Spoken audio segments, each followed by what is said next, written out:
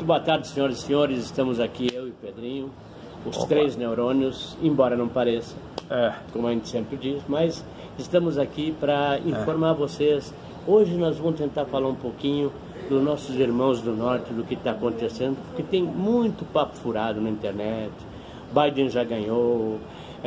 Por que o Bolsonaro não reconhece a vitória do Biden? Está na hora de reconhecer, sabe? Então, a gente tem algumas notícias para vocês. Pedrinho, eu vou só pedir uma coisa, porque eu tenho visto nos outros canais de YouTube que as pessoas no início pedem, compartilhe, se inscreva no canal se você gosta, etc. Tal.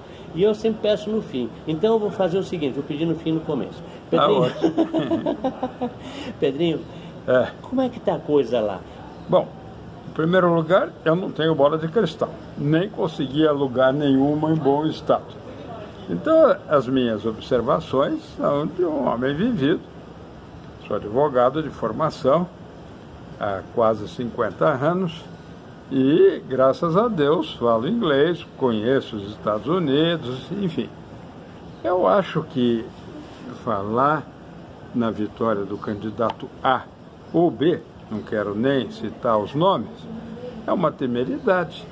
Primeiro, porque eu não conhecia a legislação eleitoral dos Estados Unidos da América, porque tem a legislação estadual, que lá os estados têm muito mais poderes e prerrogativas que os estados aqui no Brasil, e tem a legislação federal. Mas o que eu cheguei até agora à conclusão é de que a fraude foi provada, que as tais máquinas da Dominion, que é o nome chique da Smartmatic, né? Que, aliás, o diretor da Smartmatic é da Open Society do Jorge Soros. Exatamente. Então, isso, eles são bonzinhos, nós sabemos. Mas é o seguinte, é que essa eleição só vai terminar no dia 6 de janeiro, quando no Congresso vão se reunir os representantes de todos os estados. E a impressão que eu tenho é que eles vão votar por estado e não pelo número de delegados. Quem preside essa sessão do Congresso, pelo que eu fui informado, é o atual vice-presidente, o senhor Pence, né? E lá existe a possibilidade da secessão. Os estados a favor de um candidato ou de outro, se acharem prejudicados, têm o direito de pedir a secessão. Se separar da União. Se separar, então, rachar politicamente os Estados Unidos em 2 ou mais países pequenos, tá certo?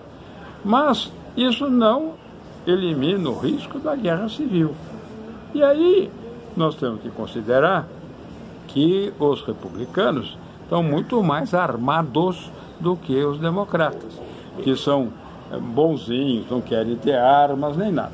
Então nós podemos ter lutas sangrentas. Eles são bonzinhos assim, para inglês ver. Para inglês ver. São um bando de bandidos. Mas eu queria completar a informação do Pedrinho, botando um pouco de pimenta no Pedrinho. Ele vai dentro da lei, com calma, sem dar nome coisa, etc.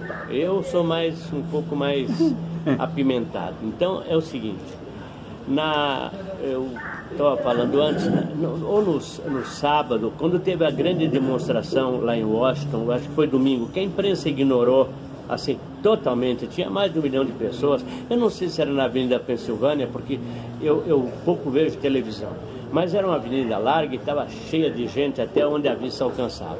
Na noite anterior, eu estava vendo pela internet um repórter nosso que estava lá, e num determinado momento as pessoas gritavam na rua, eram todos pró-republicanos, e estavam se preparando, era um esquenta para a demonstração de domingo, ou de sábado, não sei que dia aconteceu. Mas as pessoas gritavam com insistência, USA, USA, demonstrando patriotismo, e num determinado momento, que não foi traduzido por ninguém, eu escutei a gritaria, era 1776. Isso para mim marcou perfeitamente o que o Pedrinho está falando. Eles estavam gritando a data 1776, que é a data da Revolução americana que se tornou independente da Inglaterra. Foi na base do tiro e da guerra. Exatamente. Então, se eles estavam, 1776, se libertar dos democratas. Exatamente. Então, vai ter pau. A gente, eu não sei, eu não vou falar por você. Mas acho que vai ter pau. Não, está aprovado o financiamento de bilhões de dólares da China para o Black Lives Matter. E ontem eu fiquei sabendo, e procurem isso, porque ninguém está noticiando. Parece que foi levantado por acho que foi a BBC, se não me engano, a BBC britânica, que descobriu documentos que vazados na China, tem mais de 2 milhões de agentes chineses espalhados pelo mundo roubando tecnologia. É ótimo. Então, nos Estados Unidos, um pouquinho antes das eleições, você deve ter se inteirado disso, um bando de chineses fugiu do país assim rapidinho, porque estavam catando, o FBI estava catando nas empresas de alta, as Big Techs. Os caras estavam lá. Depois uma notícia verdadeira é que o Procurador-Geral Federal dos Estados Unidos renunciou ao cargo. Isso é importantíssimo. Vai ficar só até o dia 23 de dezembro. Semana que vem. Semana que vem. E ele parece que é um homem muito leal ao presidente Trump, é um republicano histórico, tem um currículo impecável na vida inteira, então ele preparou todas as bombas que o novo procurador vai fazer a partir do dia 24.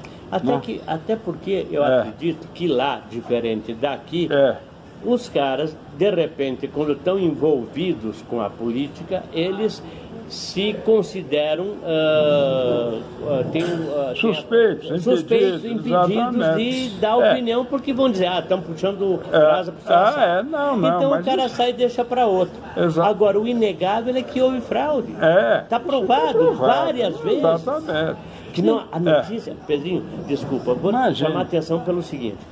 Eu vi, porque eu falo inglês, e eu vi as sessões das cortes nos Estados Unidos, que está na internet, para quem quiser, só que está em inglês, e até o momento que eu vi não tinha nenhum tipo de tradução.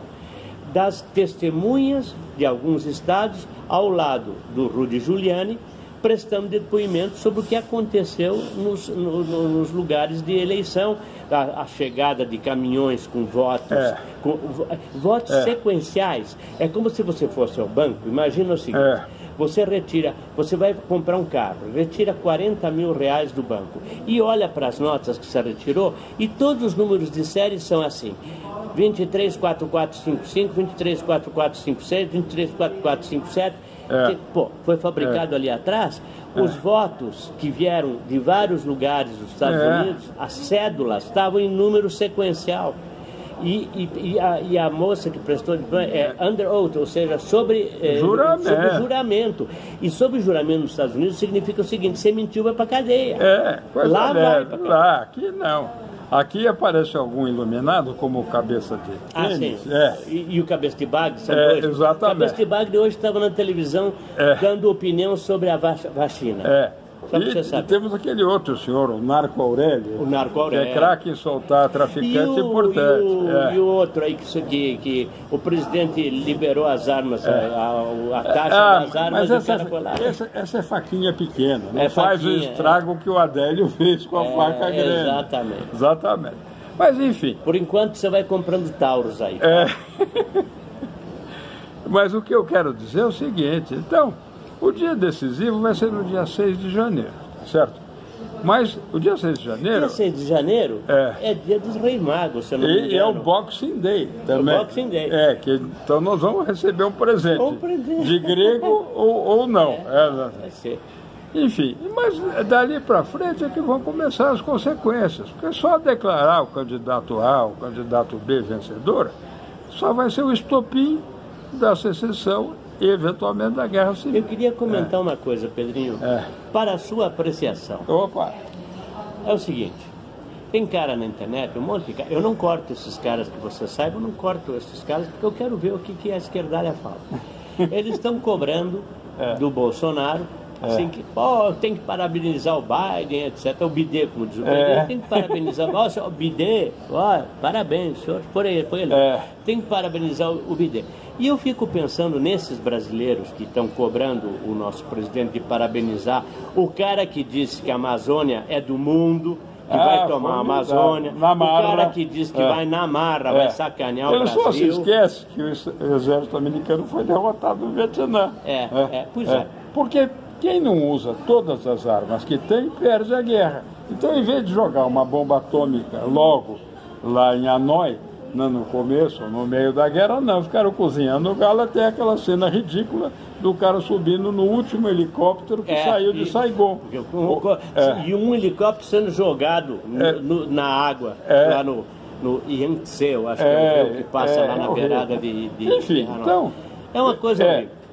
Tentar invadir a nossa Amazônica é suicídio certo. Ainda mais se um soldado americano acostumado com a ração de Coca-Cola, com ar-condicionado, com roupas com tratamento térmico e tudo. Não, eles tomaram um pau no Vietnã, já foi o suficiente. Um cara inteligente não faz a mesma cagada. Exatamente. Né? Então, e agora, lá esse o grande não é inteligente. Esse que está aí, o que está tentando botar o pé na porta, ele não é inteligente. Só que eles não conhecem a biografia do general Jean Giap, que não tinha nem uma 10ª parte da tecnologia americana. E fez. E o Ho Chi Minh, que fez aquele mando de buraco de baixo lá. Tanto que hoje é o novo nome de Saigon, é Ho Chi Minh. Exatamente. Cidade de Ho Chi Minh. Bom, enfim. Tem uma coisa interessante aí. Se os caras estão dizendo que o Biden ganhou, tem uma pergunta de $1 milhão. Por que a vice-presidente dele já não largou o cargo no Senado? Porque ela está com o pé em cada canoa. Exatamente. Ou seja, se tivesse tão certo assim, ela já tinha saído do Senado. E vamos fazer uma pincelada geopolítica. A Europa está podre. Tem quem a chame já de Europistão. Está podrida. Podrida, exatamente. Está podrida. Para que os espanhóis entendam. Está podrida.